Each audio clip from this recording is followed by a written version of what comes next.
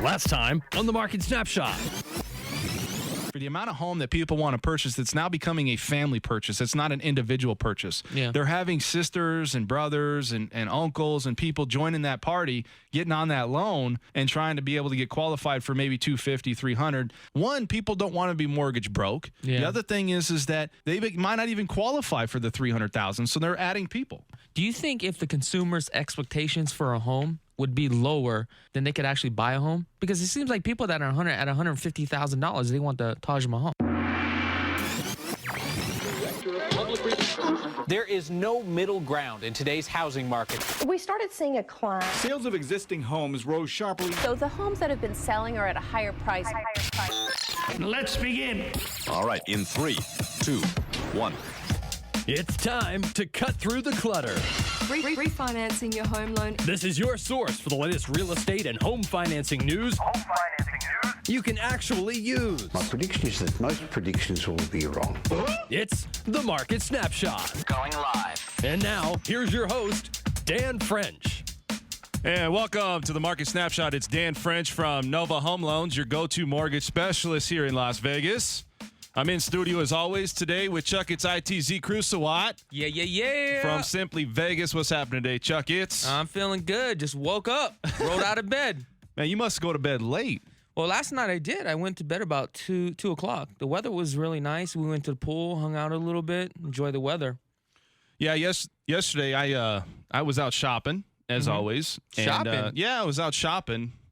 And, I had a good time yesterday because, we always do the Starbucks thing. Who's and we? Me and the people that I deal with. No. My girlfriend. So now that you have a girlfriend, now you're spending money. No, actually, I'm not. I'm probably more frugal than I was before. Oh, you spending her money. I'm not spending anybody's money. That money's staying right in the account. There you go. Other than if I get some pavers or something to put in the backyard or something, So, I wanted to let everybody know out there today's really it's a nice looking day, other than it was a little bit gloomy coming in. Did you see yesterday how everything was hovering with the smoke from California? No, I thought that was from Arizona, they were saying. No, I think it's California, wasn't California? it? Oh, Producer? Arizona. Okay. So Arizona. So it was weird because I thought it was a California thing because there were fires going on in California. But I guess it's Arizona. I think that was a couple days before, but you were right about that. Right. So, wanted to touch base with you on a few things. The economy. We're going to talk about that today. We're going to talk also about the market and the housing market and what's going on with that. I want to say a couple things. Why is home ownership the lowest rate it's been since 1965 at 16.9%? In 2014, rates hit a 48-year low at 64.7%, and first-time home buyers played a big role in the housing market. Well, you got to ask yourself, why? Well, they allow existing homeowners to trade up, not including the drive for production in housing market to create new homes. When you look at 9/11, when that hit, most everyone was shocked, and the economy went through that shock as well. Suffered for a good period of time. Then you also have 2008. That was a regression and a fallout of the housing market, which also a significant impact on the U.S. economy. And banks were scrambling with bailouts. So the decline in jobs today and the inconsistency of unstable U.S. economy over the past years has brought attention to this group. And the group I'm talking about is the millennials. One theory is after the recession, jobs did not pay much. Then you also have to look at, for millennials, maybe underwriting standards were now too tight for them to purchase a home. And 2000 to 2014, first-time mortgages declined 1.7% to 0.8%. But, everybody's always blaming, millennials and everything that's going on with the housing market and why we're not seeing an increase in first-time home ownership. I don't really think it's them to blame. I really think it's a decline in places where housing crises maybe were hit the hardest. Nevada had recovered fine, and we were hit by the fall in the housing market. First-time home buyers are back. And, when you look at it, it's really, I think it's more like pockets. Pockets had a problem for why there's a decline in first-time home buyers right now. Yeah. And so what is your take on it? What do you think? Millennials, you think they are really somebody that has caused the problem? I don't think they caused the problem, but you have to take a look at the demographic. Super Toy Con. 75 million more millennials than baby boomers, and you figure with all these millennials out there and all the houses that they have, they would be going out and buying. But I think they're seeing what's happening with the older generations, and they're getting a lot smarter now, especially with all this technology and all this information, where you can literally jump online and get all the content. So now a lot of these young kids, they're getting a lot smarter nowadays, and they're just not going to go. Well, but I don't know if it's just that. I think it's a bigger part of it. I think in some pockets, I think you're right. I think you're absolutely right, is that millennials now, there's not a sense of urgency to go out and buy a home. But I can tell you that pockets, outside of Nevada or outside of Las Vegas, we don't see that all the time because we live here. Yeah. We see the growth. We see the economy doing well. If you go outside of maybe Nevada, then you might see pockets and places where the Nevada or the housing crisis has still maybe not recovered fully. And that's maybe the reason why you see a lot of people not wanting to buy. You have boomerang buyers that maybe don't want to get back into the housing market because they really don't want to lose any more money. Maybe they lost a ton of money. Maybe they had equity and now they're at a negative, what their house was when they did a short sale, if they did, or something along those lines, or just let the house go back to foreclosure. It doesn't matter. The reality is that is the housing market fully recovered? I don't know if it has, even though we see prices going up, because if it did, we wouldn't have a drop. I mean, what do you think of why we have a drop at 64.7%, 48-year low in first-time home buyers? Why is that such an issue? I think here's the thing. I think we have just too much inventory. And again, I think these millennials are scared. And I think a lot of these millennials are going to college and they're not jumping into the field or that line of work that they really want to do. Yeah, but they went to college probably. I mean, let's say the average millennial right now is what, 28 to 32? Yes. They're probably done with college. Oh, I understand that. But how many jobs out there can they actually get to make that kind of money we'll to talk buy that type of home? Yeah, I mean, the gross domestic product, we're going to talk about that later in the show. We have a great show for you today, by the way. Again, it's the Market Snapshot with Dan French. You can tune in with us at going to KDWN.com. You can also stream live with us on our app. We have a phone app. You can also go to my website, danfrenchloans.com, danfrenchloans.com. You can go there and see past shows, past testimonial videos, past educational videos to help you maybe purchase a home. Also, we have a podcast on iTunes, so you can go to iTunes and check out our podcast, The Market Snapshot.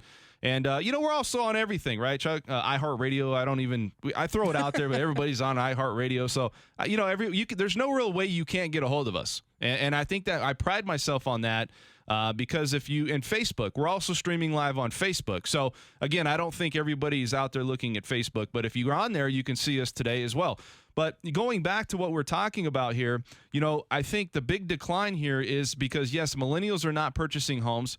They don't have that sense of urgency. I think it's kind of a perfect storm where you have prices going up higher. The average person is not making enough money on some of these homes that they want to purchase, so they just kind of stay on the sidelines and stay out of the market. And like I said, when you have the ability to stay at home longer because parents are allowing it to happen, it's more acceptable. When I was dating, back in the day, I would never want to say I'm living at my parents' house and you want to come over and hang out. I just didn't want to do that. But now it's acceptable. It's just these things. As times have changed, and I think the sense of urgency with looking and witnessing, maybe on some of these millennials' parents or grandparents that went through these problems, with these significant credit impacts on maybe their own home, and they've seen it in their family, maybe has made an impact as well on why they're making maybe that sudden caution of maybe going and buying a home. And as prices continue to surge, they're getting basically bought out of the market. Now they're coming to that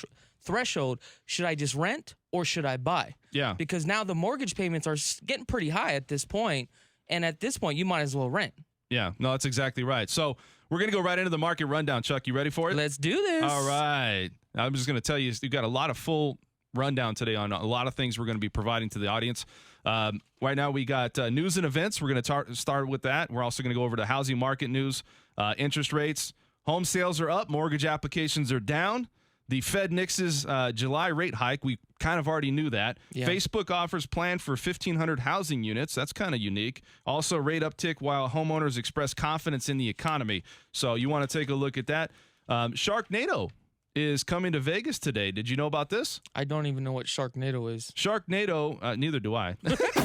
So, honey, what are you going to rant about today? Can we get a little preview? It's the Market Rundown. Sharknado. Right, listen up. Uh-oh. Let's go kill some sharks!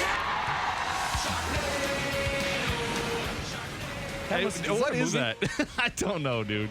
That sounds like a Power Ranger theme. I know, coming it sounds on. like I did it for the kids, I guess. I mean, okay, you know, bringing it up for the families, you know. Sharknado's coming to Vegas.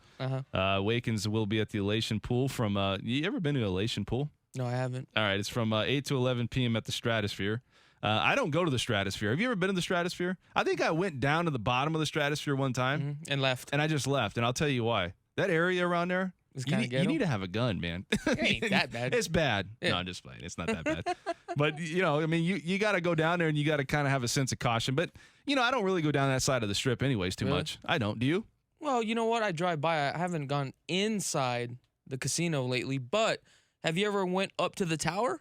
No, I don't go up to the tower. Really? Did you go? Have you ever been onto the The Big Shot? Yeah. Yeah, I've been there a couple times, but it's amazing how you got to pay just to go up there.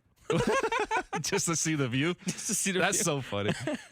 Yeah, it's funny, man, because yesterday I was driving, and you know, when you start getting into that mode of buying things, Yeah. you know, I told you I'm kind of frugal with money, so we were out and I was shopping. You couldn't squeeze nothing out of you. Well, it's so funny, man. You know how you go through something and it's like, do I want that or don't I want that? Yeah. Do I really need it? Because Yeah. I'm a person about, do I need it? Is it worth the value? Well, of the it's money? the value, right? I mean, I don't just go and buy. There's a lot of compulsive buyers out there. But you're one of them. I'm not one of them, because I'll tell you why. I went by this thing 4 times. Yeah. I ended up not buying it. Yeah. I was like, You talked yourself right out of it. I'm just like, well, it's got this wrong and this wrong, but it's a fountain. I want to try to put like a fountain in my front yard. Oh my gosh. A fountain? What's wrong with that? What, you got like 5,000 square feet home or No, something? I want to have a fountain with fountain. I'm always wanted one of those with the a bow and arrow. You know, one of the, With the wings? Yeah, with the wings.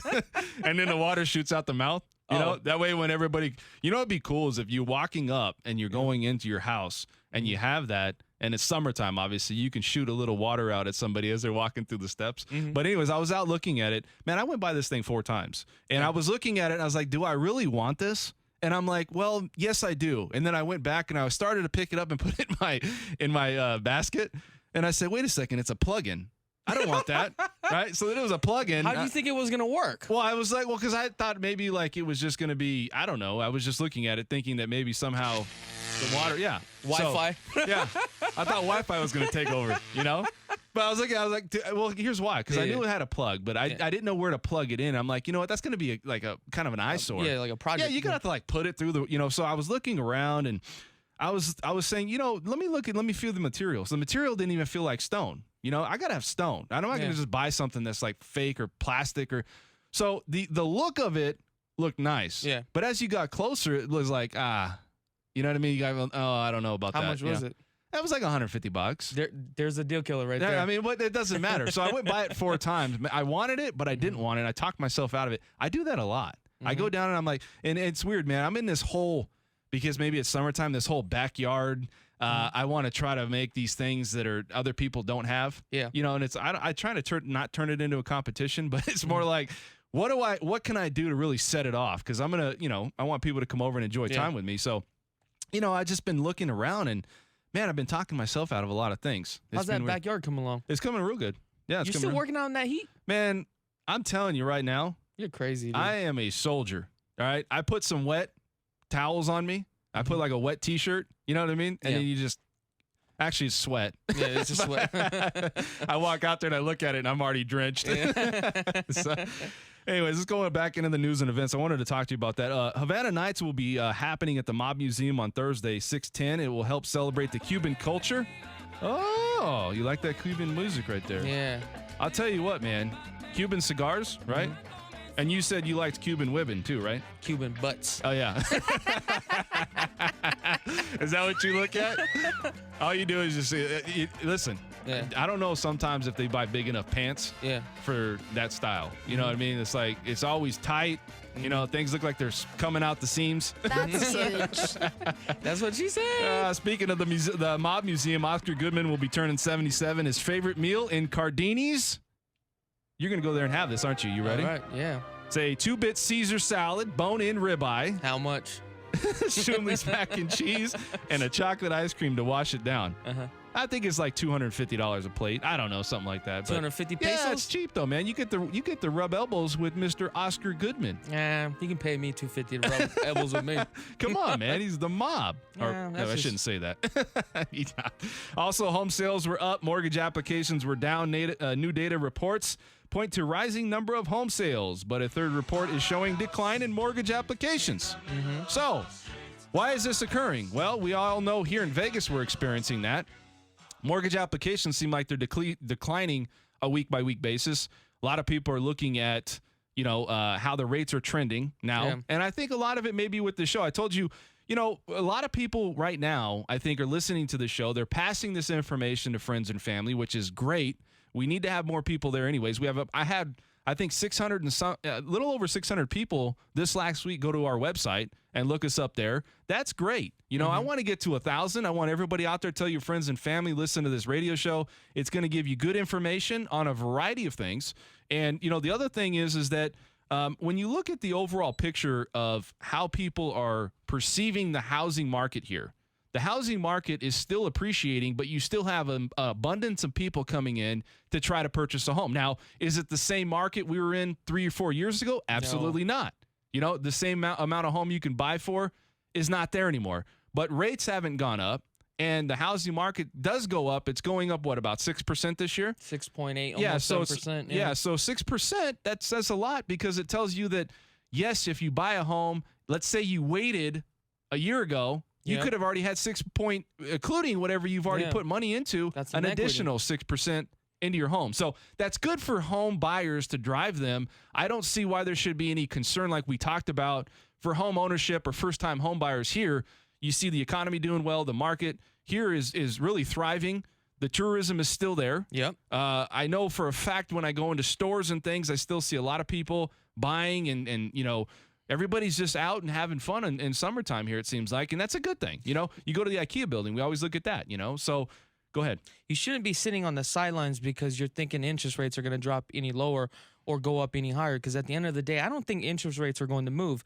What you need to be concerned about is people buying. The more people that buy more homes, then there goes the supply. What happens when the supply and demand? The price is going up. And I think that's what the challenge is today is home prices are increasing rapidly, and you got to jump in the game. Do you have to balance that out, though? Let's say at some point, is it going to balance itself where if it gets too high and things don't appreciate and then you have inflation on consumer goods and services and things that's going on, is it going to be a point where we're going to start to see the effects of this first-time home buyers declining here as well? I mean, it's declining on a nation whole, as across the board. But is it going to have the same problem here? And that's what I'm looking at. Are we going to have the same issues? It will in the long run. But as of right now, everything's looking good. But one of the leading indicators that we do have to take a look at is how much people are still coming out here to Las Vegas every single month. We know that last year we were sitting at 42 million. Now, as of this month, we are still on track. We are at 21 million people, but we are actually we're actually up 3.6% of people that are actually coming up here to Las Vegas and spending some money. Let's say the trickle effect. Why we're bringing up first-time home buyers is because that was the big news this week. Yeah. That was the big thing that came out. We're hitting lows, and not many people want to buy a house. And, I think there's nothing that's attracting them to buy. When you have something like rates that have been at lows forever, it seems like now, there's no fluctuation. If somebody's a millennial or somebody out there that's just a first-time home buyer and they're renting versus buying, where's the sense of urgency for them when they know that prices are going up? Now, if it was me, I would do it, and we've talked about this numerous times because there's so many benefits. But if you're just an average person out there working, maybe you just have a Monday to Friday job, which a lot of people don't have anymore, it seems like. Or if you're working, 2 or 3 jobs, when do you have time to really look for a property, right? And especially in a market like this. And where's the sense of urgency? It's word of mouth. Just like this show, we want word of mouth to everybody out there that listens and tunes into this show. Tell all your friends and family. It's the same with the housing market. The housing market wants people, they need to, whisper in your ear, hey, did you know what? Yeah. Rates are starting to go up. You might want to jump on this, but it's not. But that's the type of stuff that needs to happen. Hey, mortgages and property purchase prices are going up. You might want to jump on it. I just bought last year, and my appreciation appreciated 6.8%. a year over year ago. So I think the only sense of urgency right now is consumers are starting to realize as prices going up, it's going to cost their monthly payment to go up at this time.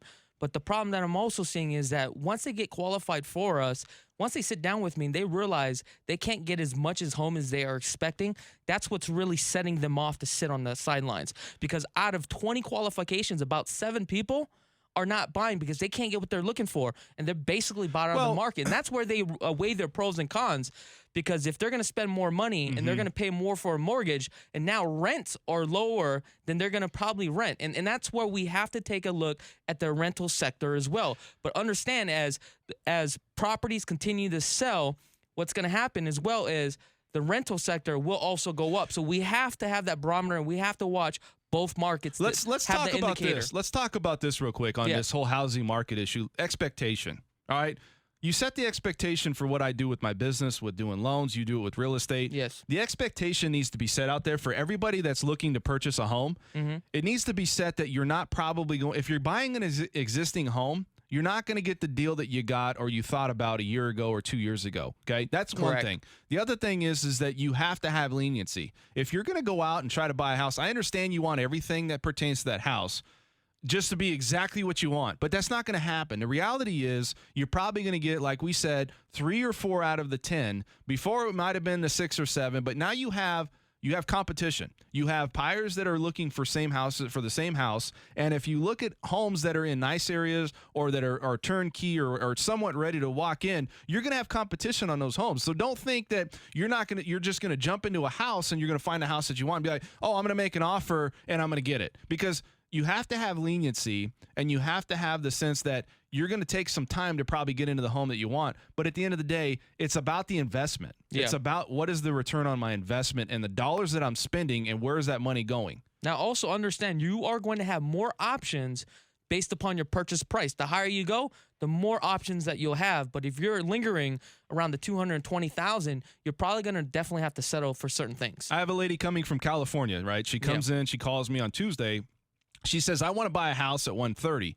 What can I buy at 130? I said, well, you're going to be in a very strong competition, with other people. And, the thing about it is, we'll get you a townhome. Well, it's always the next question is, well, what about a condo? Yeah. What about a townhome? Yeah. And it's always like, well, great. But how many other people are thinking the same way that you are? It's not saying you don't steer away. So you got to be thinking outside the box a little bit. You got to think, well, if I got to do things that are opposite of what other people are thinking. If I'm at 130, you might want to say, well, can I get to 150 or 160? Because now you're jumping yourself and putting yourself in another category, and you're at a higher price point. It's only for people that are stuck at that price point. I understand being mortgage broke, and you're worried about that, but you can't worry about that if you're going to be going up and trying to find a house that you're comfortable living in.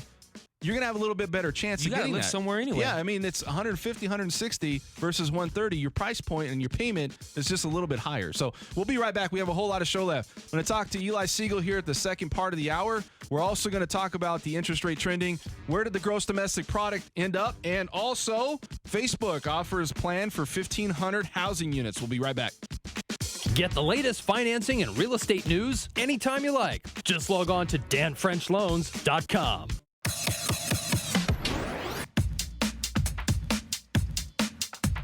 You provide the radio, they'll provide the content. No problem. It's the Market Snapshot on News Talk 720 KDWN. Hey, welcome back. This is the Market Snapshot with Dan French from Nova Home Loans. I'm your go-to mortgage specialist here in Las Vegas, in studio with Chakits, ITZ, Krulsawat from Simply Vegas. You can stream with us live right now on KDWN. Also, you can find us on Facebook right now. I'm streaming live on Facebook. Go to download the app. There's a phone app out there if you want to get a hold of us there. You can download the app, listen to us on your cell phone. Also, go to our website, danfrenchloans.com. I had about over 600 people. I think it was like 600 and maybe a little bit over that this week, and it's increasing, and I'm very happy about that. I want everybody out there to express all this information or tell them to come here and listen to our radio show. It's the Market Snapshot here. And, friends or family, that's the best way, word of mouth, right, to get things out. Right, Chuck? Word of mouth. Also, you can go and look us up on a podcast. We have the iTunes podcast. with the Market Snapshot. So we have past shows on there, a lot of good information. And so, we're going to go right back into the financing news and events. But, I just wanted to tell you something, Chuck. Mm-hmm. You have been a part of this show for what, year and a half now? I wasn't even counting. You don't even count anymore. Yeah, I don't. Well, I do. I just show up. I do, because we started this thing. We had a lot of goals, and we're accomplishing those goals. And I'm really happy about this. But it's good because we were the first starting. We have another.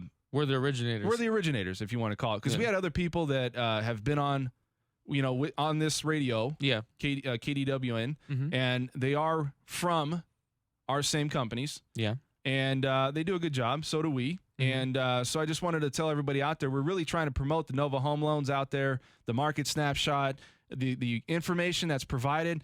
Tell all your friends and family to come and listen to us. If you can't listen to us on Sunday, I know everybody's got church. It's a little bit tough. Everybody's out there. They got to go to church. Maybe they sleep in because they're working late. Maybe that's their only day to sleep in, or it's family day. But you know what? Even if you tuned in for 20, 30 minutes and got a little bit of information, that's good, right? Well, that's why we created that podcast. Exactly. So it's really at will. I think everybody like texting. That's what they want. Mm-hmm. So what else? You got anything planned today? What do I have planned today? Maybe we're going to go shoot some guns or something like that, aren't we? You want to shoot some guns? I'm thinking about it. You going to get those old bottles, those glass bottles out? Nah, man, that's old school. We're going to go to the gun range. Why? Shoot targets. Yeah? Yeah. Yeah, I don't know, man. I think shooting guns is good. I think maybe we should do that today. Yeah. Maybe we will do that. I think that's a good idea because the only thing that's holding me back is I got the a new price. one. Well, I got. That's right. You got a new gun. Didn't you? I got to test it out though. They right. said if the aim's off or something, you got about 30 days to return it. So I said, all right, I got to get to this place and I got to start shooting. So maybe we will do that. Maybe I'll check it out and see what's going on with that. After this, I got to meet with a client though. So okay. I don't usually do that on Sundays. So everybody, you still working? You still working? Don't say nothing, Chuck. We can't talk to people about that. Anyways, Facebook offers plan for 1,500 housing units. The social media giant Facebook has put forward a plan to build 1,500 units of rental housing. We're here in Vegas? No, I don't think it's in Vegas. I think it's going to be in California, or the California headquarters is adding 6,500 new employees. The real estate development as part of its planned 1.1 million square foot expansion of its Menlo Park in California. So again, I don't understand why everybody's driving to rent. I don't understand that. It's amazing to me how everybody doesn't look at home ownership as being an asset or value. I understand there's responsibility. I'm not just pitching this because I'm a loan officer, right? It's really if you broke it down and you sat down at the table and you looked at, the pros and cons, the pros are always going to be, you should be a homeowner because there's more incentive. Well, even though that you're a homeowner, you're technically still renting. Well, not necessarily. And here's why. You're renting, but you're putting your money to something that has a potential. Yeah. Now, if you're going to rent, you're putting your money to something that has no potential. Yeah. The only potential it has is for the landlord to make more money off of you. You're just paying down his principal. That's it. You're just paying his principal down. Or maybe if it's somebody that is they have apartment complexes, whoever owns that, you're really, benefiting that. Now, I understand if everybody wants to be remote and they can kind of, have their money liquid, that's a little different, you know, but that's not everybody. I think majority of people need to look at why are you renting? Fed nixes July rate hike. Like we talked that wasn't even going to happen, right, Chuck? Was that going to happen? No. Why? Why is it? Well, let's talk about this. Gross domestic product came out, and we're going to go over those numbers. Terrible. Terrible. Now, if they raised the rate hike, inflation would happen. Correct. And guess what? If inflation happens, we're not going to have any homeowners. Exactly. There goes your interest rate. There goes your everything. So, they had news that came out that Ford is a little bit worried. They had a drop at 9.3, I think, or a little over 9% in overall purchasing from consumers. And their response was they don't think the automobile is as important as it was prior to. No. And that's why if you take a look at the automotive industry, majority of their cars that they're selling, they're actually just leasing everything. And they say that their numbers are up. But here's the thing. you got to look at it the way that they calculate the numbers. The way that they calculate the numbers is what the dealers are buying. It's not what the consumers are picking up. And one of the things about this car sales and all the things, I mean, Ford, obviously, if you have Ford come in and say, we might have an issue or there could be a potential problem, right? That's a big entity. That's a giant, right? You look at the other this industry, but you look at other companies, they're offering these subprime loans again to get these to get these cars. Yeah. And that was the big driving force on how everybody was pitching that the economy's doing well and everybody's thriving and all this growth and people are out buying cars. They're doing it because they're opened up a subprime mortgage lender that will allow people to purchase. You know, I was talking to somebody the other day and somebody had a repo on their credit report. Yeah. You know, if I had a repo on my credit report, right, I would have to come in and I would think, well, I wouldn't have to put down $5,000 to get a new car. Yeah. They don't have to put anything down. Of course. It could be, I mean, maybe very little. But it's like, why? It's not saying that everybody doesn't deserve a second chance. I understand that. But you have to have some skin in the game. If you screwed up once and you know, put yourself in a position and then you didn't pay something, especially as big as a car loan, how do you can just jump right back into it and say that they're willing to extend to people that have, you know, repos or bad credit or 550 credit rating? I mean, I just don't understand it. Do you think Ford is preparing Congress for bailout money? Who knows? You know, I mean, that's what it sounds like. We talked about the other time where they had a bailout when it wasn't really, they got more money than they needed. What was that company? I think it was GM. Yeah, General it was Motors? actually GM, and all the money that they had, they could have paid each employee like almost 3 times the salary, and we still would have been good to go. Yeah. But they just took that money, rolled it right back into the company. And so what did they do with the extra money? Keep it in their pocket? I mean, the thing They propped up their companies and they propped up the stock market. Exactly. That's what the government's doing right now. They're making everything, especially with Hillary Clinton trying to run an office, trying to paint the picture that it's all because the Obama administration put this in place. Well, we're deeper in debt. We have the gross domestic product. The economy doesn't look like it's doing very well. Yeah. But everybody's getting that picture painted because Hillary Clinton right now is not doing – she's trying to ride the coattails, if you want to call it, for that reason. But if it does show and we don't have the consumer confidence – with all this negative news, they're not going to get reelected. And that's including Janet Yellen. I mean, she's trying to run for office as well and trying to say, you know what, I want another 4-year term in the Federal Reserve. So she's trying to keep it neutral until somebody gets elected at this point. That's exactly until right. Hillary gets elected. That's exactly right. So it really, if you look at the overall economy, the economy's not doing as well as everybody's projecting. You know, you got all these bailouts. The banks are being propped up as well to keep everything looking and showing that it's doing well. You know, and this is going by and behind the federal government. They're doing this until the election, then they're going to let that boom out. Once they let the boom out, it's like, well, look, we've already gotten office. They do this, once every 8 years? Correct. They put another person in office, make sure that all this stuff that's going on is showing that the economy's doing well.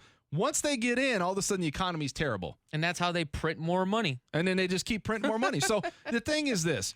You got to look at the overall picture. We talked about cars. Let's talk about hospitality. You know, Obama now has put in place where everybody that's an employee out there, in Vegas, it might not be bad. I know Vegas has $50,000, $60,000, $70,000, you know, wage earners on an annual basis working in tipped industries. Yes. Nothing wrong with that. I've seen even 120. Yeah. You know, that's amazing to me. But the reality is that across the board, though, no employer wants to hire a full-time employee.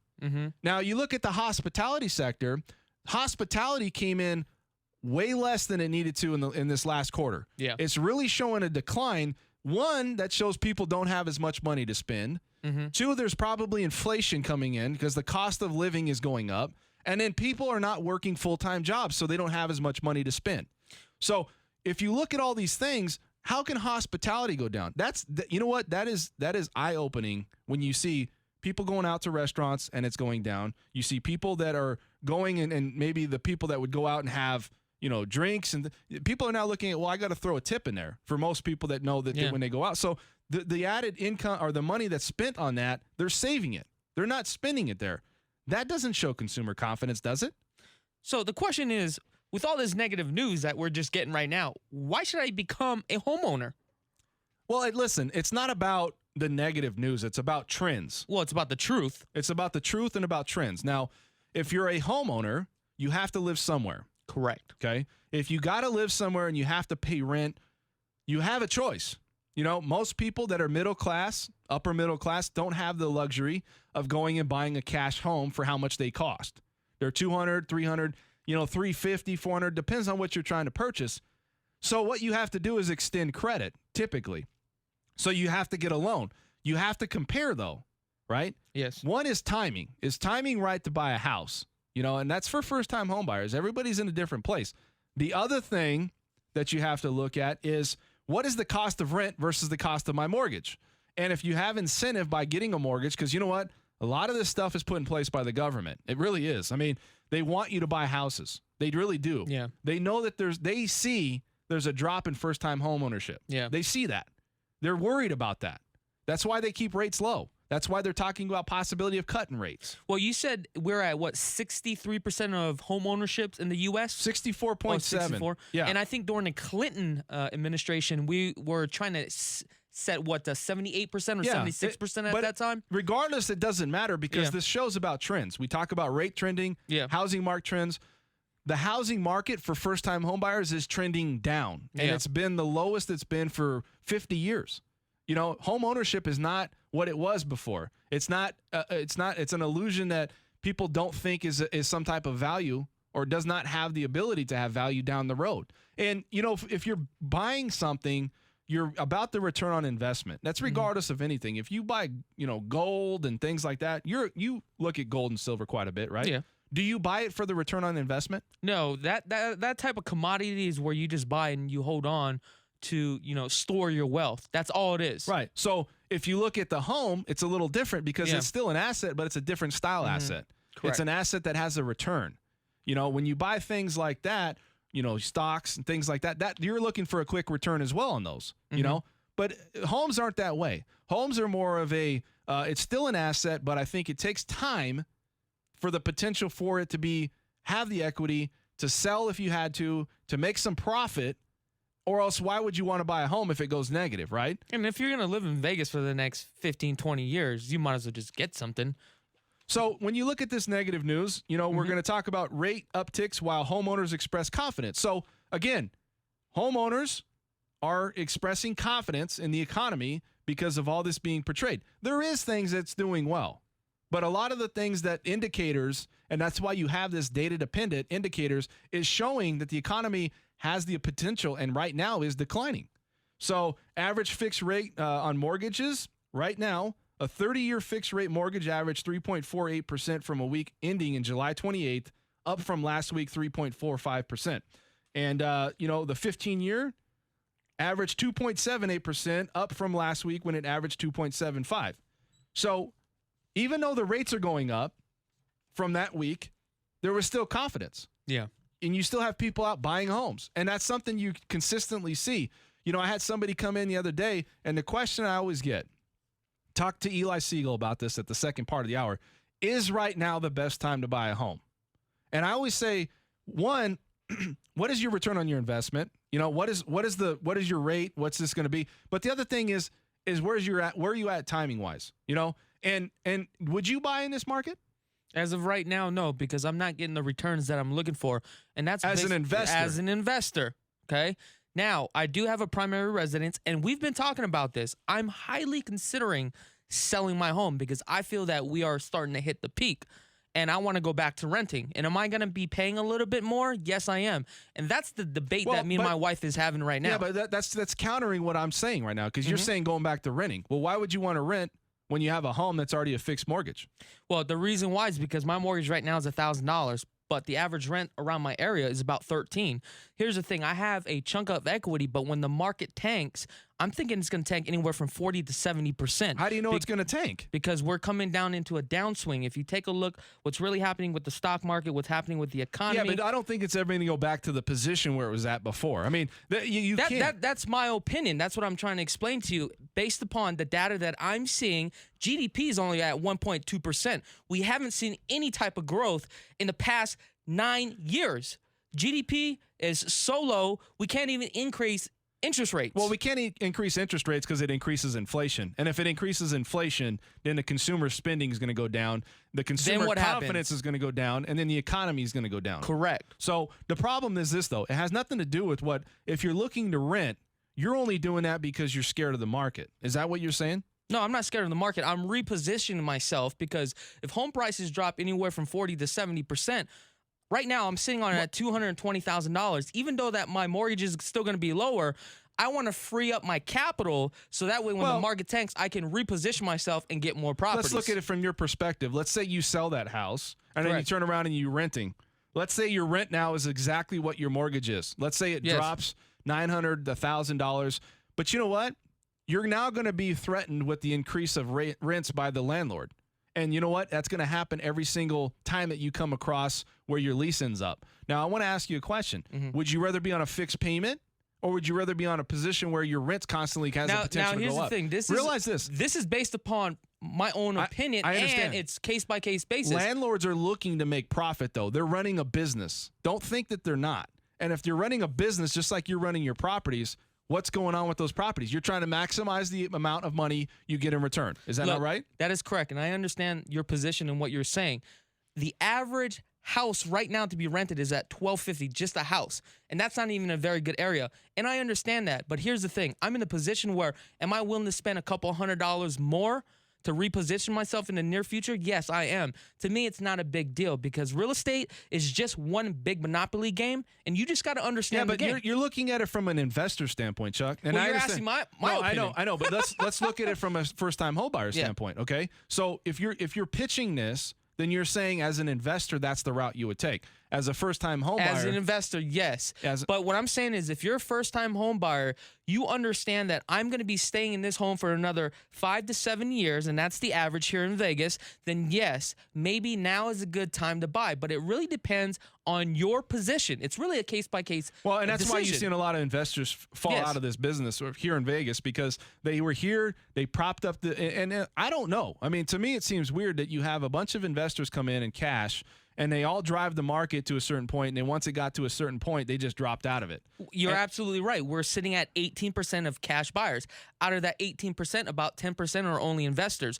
But if you take a look at majority of those investors, they're not buy and hold investors. What they're doing is buying properties, rehabbing them under the $200,000 price point, and they're just dumping the properties right away. Let's talk about something else. So buying land, you talked about buying land, right? At some point, they're not making any more of it, obviously, because there's only so much the land to go off of. Yeah. But if you look at what's going on in Louisiana, there's a lot of land purchasing going on, and it's really like in kind of a frenzy, if you want to call it, that people are looking to buy land. What is your take on buying land? Because I think buying land's great for a future asset, but it's a very slow yield. It's just like buying a house to a point, right? Here's the negative thing about buying land is, number one, you constantly got to pay the taxes on it.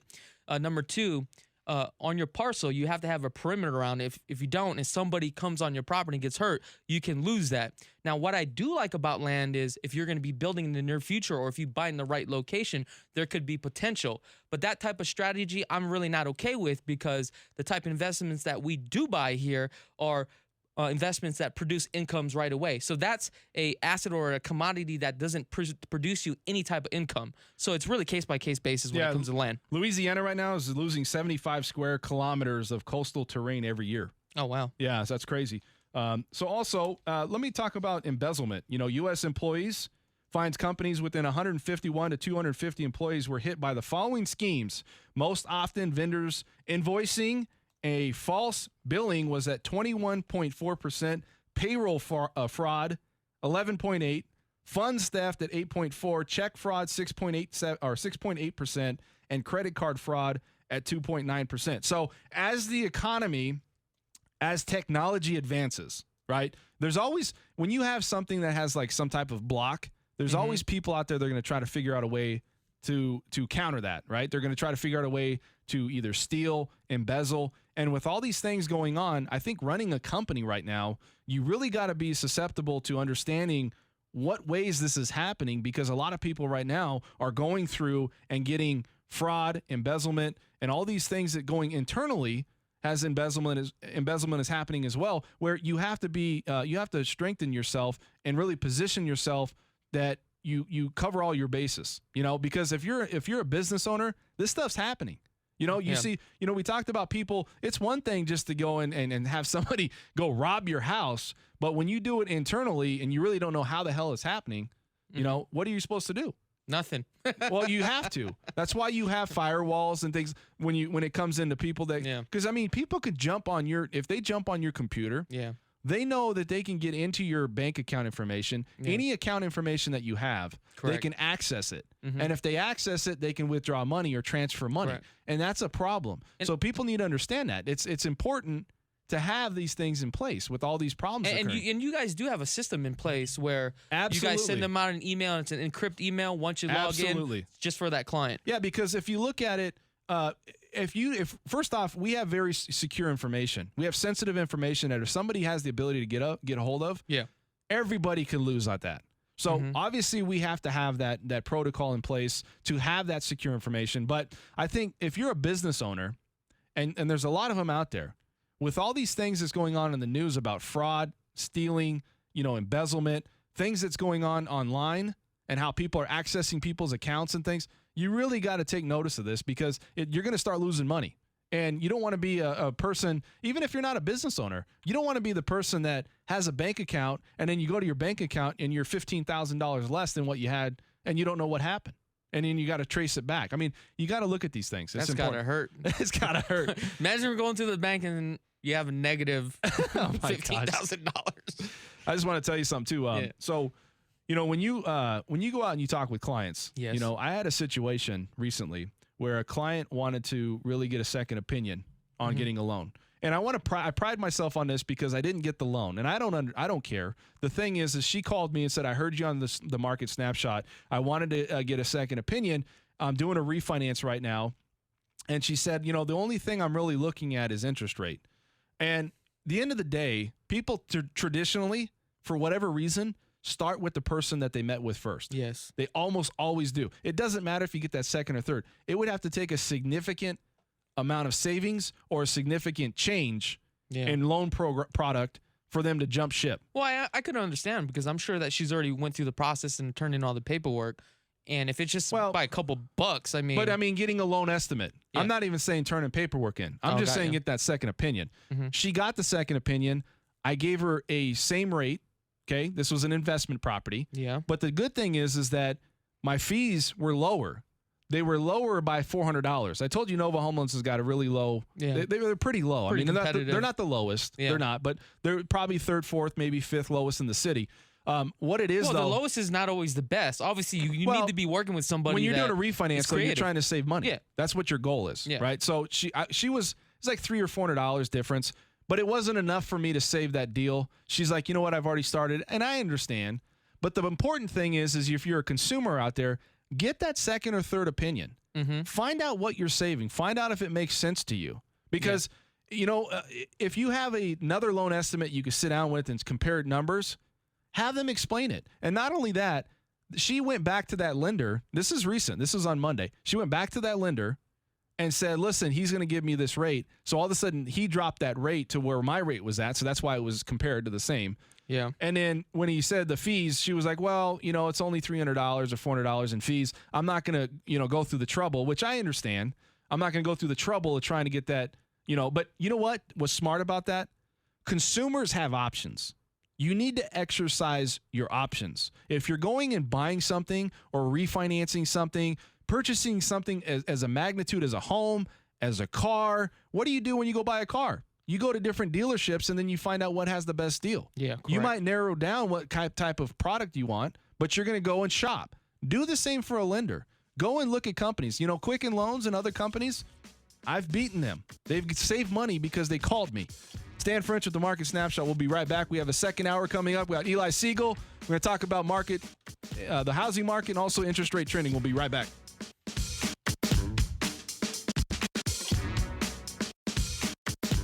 Ready for even more content? Yes, thank you. Check out past shows online at danfrenchloans.com. Yeah, now you're talking. Stick around. The Market Snapshot continues next here on News Talk 720 KDWN.